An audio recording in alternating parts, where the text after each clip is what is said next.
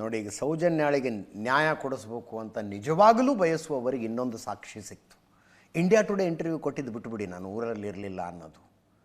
YouTube channel ಕೊಟ್ಟಿದ್ದನ್ನೇ correct ಅನ್ಕೊಳ್ಳೋಣ. ರವಿ ಪೂಜಾರಿ ಅನ್ನುವ ವ್ಯಕ್ತಿ ನನಗೆ ಹೇಳಿದ್ದ, ರೇಪ್ ಮಾಡಿ ಮರ್ಡರ್ ಮಾಡಿದ್ದಕ್ಕೆ ನಾನೇ ಸಾಕ್ಷಿ ಅಂತ ಹೇಳಿದ್ದ ಅಂತ. ಸಿಕ್ತಲ್ಲ ಇನ್ನೊಂದು ಸಾಕ್ಷಿ, ಹೈಕೋರ್ಟಿಗೆ ರಿಟ್ ಪಿಟಿಷನ್ ಸಲ್ಲಿಸೋದಕ್ಕೆ. ಯಾವಾಗ ಸಲ್ಲಿಸೋದು? ಯಾಕೆ ತಡ?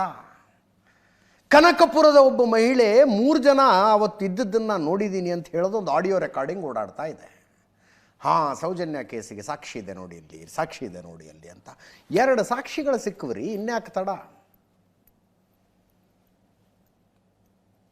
ನಾಳೆನೋ ನಾಡಿದ್ದು ಸಲ್ಲಿಸ್ಬಿಡ್ದಪ್ಪ ರಿಟ್ ಪಿಟಿಷನ್. ನೋಡಿ ಇಲ್ಲಿ 2 ಹೊಸ ಸಾಕ್ಷಿಗಳಿದ್ದಾವೆ, ರೀಓಪನ್ ಮಾಡಿ ಸೌಜನ್ಯ ಮರ್ಡರ್ ಕೇಸನ್ನು ಅಂತ. ಯಾವುದಕ್ಕೆ ಕಾಯಬೇಕು? ಯಾಕೆ ಕಾಯಬೇಕು? ಮಲ್ಲಿಕಾ ಅಂತ ಚಿನ್ನಯ್ಯನ 2ನೆಯ ಪತ್ನಿ SIT ಅವರು ಆಕೆಯನ್ನು ಮಾತಾಡಿಸಿದ್ದಾರೆ.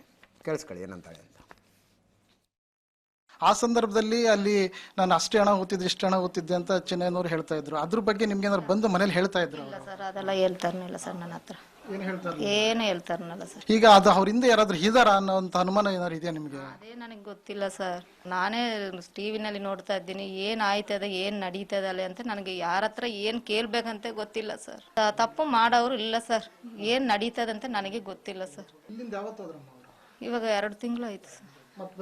ಇಲ್ಲ ಸರ್, ಬಂದಿಲ್ಲ. ಚಿಕ್ಕರಸನಪಳ್ಳಿದಲ್ಲಿ ಅವರು ಒಂದು ಕ್ರೈಸ್ತ ಧರ್ಮ ಪ್ರಚಾರ ಮಾಡ್ತಾ ಇದ್ರು ಅನ್ನೋ ಒಂದು ಆರೋಪ ಬಂದಿದೆ. ಮತ್ತೆ ಮತಾಂತರ ಕೂಡ ಆಗಿದ್ರು ಅನ್ನೋಂಥ ಮಾತುಗಳು ಕೇಳಿ ಬರ್ತಾ ಇತ್ತು. ಅದೇ ನಿಜನಾ? ಹೇಗೆ? ಇಲ್ಲ ಸರ್, ಹಂಗಲ್ಲ ಏನೂ ಇಲ್ಲ ಸರ್. ಹಂಗಲ್ಲ ಏನೂ ಇಲ್ಲ ಸರ್. ಇಲ್ಲಿ ಹಿಂದೂ ಸ್ವಾಮಿ ಕೈಯೆತ್ತು ಮುಗಿಯವ್ರೆ ಕ್ರಿಶ್ಚಿಯನ್ ದೇವಸ್ಥಾನಕ್ಕೆ ಹೋಯ್ತಾರೆ. ಅವ್ರ ಅನ್ನ ಇದ್ದಾರೆ ಸರ್, ಫಾಸ್ಟ್ ಆಗಿದ್ದಾರೆ.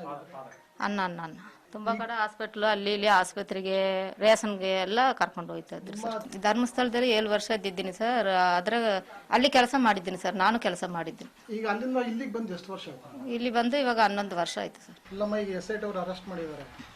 ಈಗ ನೀವು ಅವ್ರು ಮಾಡೋದು ಸರಿ ಹೇಗೆ ಅಂತ ಏನು ಅನ್ಸುತ್ತೆ ನಿಮಗೆ? ಏನಂತ ನೆನೆಸಿಲಿ ಸರ್, ನನಗೆ ಅವ್ರು ಏನು ತಪ್ಪು ಮಾಡಿರೋದಿಲ್ಲ. ಎಷ್ಟು ವರ್ಷ ಆಯ್ತು ನಿಮಗೆ? ನಾನು ಮದುವೆಯಾಗಿ 17 ವರ್ಷ ಆಯ್ತು ಸರ್. ನನಗೆ 16 ವರ್ಷ ಗಂಡು. ಚಿನ್ನಯ್ಯ ಬಂದು ಒಳ್ಳೆ ಹುಡುಗ. ಇಲ್ಲಿ ಬಂದ್ರೆ ಯಾರು ಚಿನ್ನಯ್ಯ ಸರಿ ಇಲ್ಲ ಅನ್ನೋ ಹೆಸರು ಇಸ್ಲಿಲ್ಲ. ಒಳ್ಳೆ ಬಂದ, ಅಲ್ಲಿ ಇಲ್ಲಿ ಬಂದ್ರು ಕೂಲಿ ಕೆಲ್ಸಕ್ಕೆ ಹೋಗೋನು ಬರೋನು, ಮನೆ ಹತ್ರ ಇರೋನು. ಕಾಳಲ್ಲಿದ್ರೆ ಯಾರು ಕೆಲ್ಸಕ್ಕೆ ಕರೀತಾರೆ ಅವ್ರ ಹತ್ರ ಮಾತ್ರ ಮಾತಾಡೋನು, ಕೆಲಸ ಮಾಡೋನು, ಬಂದು ಮನೆ ಇರೋನು. ನಾನೇ ನೋಡೋಕಾಯ್ತಿಲ್ಲ ಅವನ್ನ. ಕೆಲಸ ಆಯ್ತು ಅವನಾಯ್ತು, ನಾನು ನನ್ನ ಕೆಲಸ ಆಯ್ತು ಅವನಾಯ್ತು. ಒಳ್ಳೆ ಪರವಾಗಿಲ್ಲ, ನಿನ್ನ ತಮ್ಮ ಚೆನ್ನಾಗಿ ದುಡಿತಾನೆ, ಚೆನ್ನಾಗಿದ್ದಾನೆ, ಯಾವ ತಪ್ಪು ಇಲ್ಲ ಅವ್ರ ಹತ್ರ. ಯಾವ ಸುಳ್ಳು ಇದು ಎಲ್ಲ ಮಾಡ್ತಾರೆ. ಕೆಲ್ಸಕ್ಕೆ ಹೋಗೋಣ ಬರೋಣ ಅದೆಲ್ಲ ಯಾವ ತಪ್ಪು ಮಾಡ್ತಾ ಇರಲಿಲ್ಲ. ಈಗ ಇದು ಈ ಕೆಲಸ ಮಾಡ್ತಾರೆ. ನಾವು ಯಾವಾಗ ಸ್ಟೇಷನ್ಗೆ ಇದಕ್ಕೆಲ್ಲ ಕಟ್ಟ ಪಂಚಾಯತ್ಗೆಲ್ಲ ಯಾವಾಗೂ ನಾವು ಹೋದವರಲ್ಲ. ನಮ್ಮ ಕುಟುಂಬ ಇಲ್ಲಿ ಆಧಾರ ಇಲ್ವಲ್ವಾ, ಕೂಲಿ ಮಾಡ್ತಾನೆ ಅಲ್ಲೂ ಮಾಡ್ತಾ ಇದ್ದೆ. ಮಾಡಪ್ಪ ನೀನು, ನಮ್ಮ ಕೂಲಿ ನೀವು ಮಾಡು, ಜೀವನ ಮಾಡ್ಕೊಂಡು ಹೋಗುವಂತ ಅಷ್ಟೇ. ನನ್ನ ತಮ್ಮ ನಮಗೆ ಬೇಕು, ನಮಗೆ ನಮ್ಮ ತಮ್ಮ ಒಳ್ಳೆ ರೀತಿ ಮನೆಗೆ ಬಂದ್ರೆ ಸಾಕು ಅಂತ ನಾನು ದೌರ್ ಮುಗಿತೀನಿ. ಇಲ್ಲಿ ತನಕ ನೋಡಿ, ಆತ ಇದ್ದಂಥ ಮಂಡ್ಯದ ಹತ್ರ ಇದ್ದಂಥ ಹಳ್ಳಿಗೆ ಹೋಗಿ ಹಳ್ಳಿಯ ಗ್ರಾಮಸ್ಥರನ್ನ ಮಾತಾಡಿಸಿದ್ವಿ.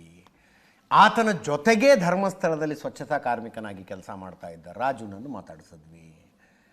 ಆತನ 2ನೇ ಹೆಂಡತಿಯನ್ನು ಮಾತಾಡಿಸಿದ್ವಿ, ಮೊದಲ ಹೆಂಡತಿಯನ್ನು ಮಾತಾಡಿಸಿದ್ವಿ, ಆತನ ಅಣ್ಣನ್ನು ಮಾತಾಡಿಸಿದ್ವಿ. ಒಬ್ಬ ಕೂಡ ಇವನು ಮೊದಲು ಹೇಳಿದ್ರಲ್ಲಿ ಸತ್ಯ ಇತ್ತು ಅಂತ ಹೇಳ್ತಿಲ್ಲ. ಮೊದಲು ಹೇಳಿದ್ದೇನು, 100 ಅತ್ಯಾಚಾರಕ್ಕೊಳಗಾಗಿ ಕೊಲೆಯಾಗಿದ್ದ ಒಬ್ಬ ಕೂಡ ಹೇಳ್ತಾ ಇಲ್ಲ. ಇವರ ಪೈಕಿ ಬಹುತೇಕರ ಜೊತೆಗೆ ಧರ್ಮಸ್ಥಳದಲ್ಲಿ ಕೆಲಸ ಮಾಡಿದವರೇ. ಫೈನಲಿ SIT ರಿಪೋರ್ಟ್ ಏನು ಬರುತ್ತೋ ಬರಲಿ, SIT ರಿಪೋರ್ಟ್ ಬರಲಿ ಫೈನಲಿ.